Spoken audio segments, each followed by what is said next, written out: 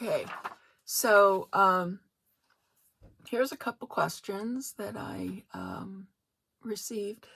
What does brining do? Brining, in the past, in historical times, salt was always used for preserving foods and adding flavor. Salt was a very important commodity, and a lot of soldiers were paid in their weight in salt.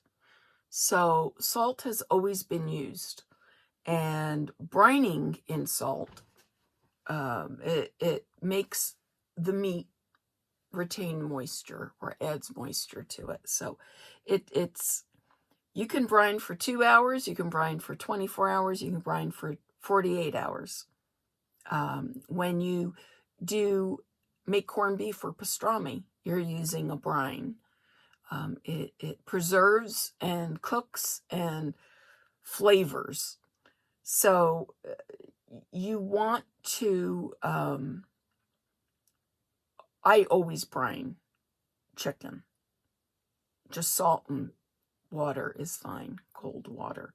You can dissolve your brine if you're using hot water, but always cool it down before you add it to your meat. Use ice cubes to cool it down if you have to. It will dissolve, not make it as flavorful if you use the ice cubes. So just use a little bit less water if you cook your brine. So another question was, what if my temp is 155 in my thigh and 170 on my breast? Keep cooking it. Don't stop until you have 165 and 170 all over your bird. It's really important to do that. You can cover the top with aluminum foil. It will stop the browning and cooking as fast on top if you do that. And just do that for probably 10 minutes will do it, and test your temperatures again. But you want 170 on your breast, definitely, or thigh. It's rare I ever get those two completely perfect, but close to those temperatures. Anything above is better than something below, so that you have a cooked piece of meat. Another question is, I've had my bag break if I'm using a roasting bag during cooking. This has happened to me once, and I did not use the flour. It prevents the bag from just building up too much pressure. And I always poke slits in the bag. That's also suggested. So that helps from it. But don't be afraid. It's not like it's going to explode and it's going to go all over. It just rips open and it doesn't cook as intensely. So, again, my turkey cooked fast or cooked too slow.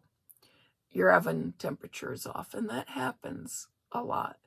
That's why I suggest getting an oven thermometer and knowing exactly what the temperature in your oven is. If it's cooking too fast, lower your temperature 10 or 15 degrees. If it's cooking too slow, speed it up maybe 5 or 10 degrees. The thing is, if it's cooking, you don't want to cook it too fast. Otherwise, you're going to wind up with a dried bird. You don't want to cook it too slow. It's just going to take longer. There's nothing wrong with that. It's just going to take longer. So just watch your times, your temps. People always ask, how do you get your food cooked perfectly at the right temperature? You use a thermometer. There is no guessing sometimes. And a thermometer will save you. So I highly suggest investing in a good instant read thermometer, a good oven thermometer, a good roasting pan, a good roasting rack. I like the Queasy Pro where you pull the stick out and the rack comes apart. But there are many out there.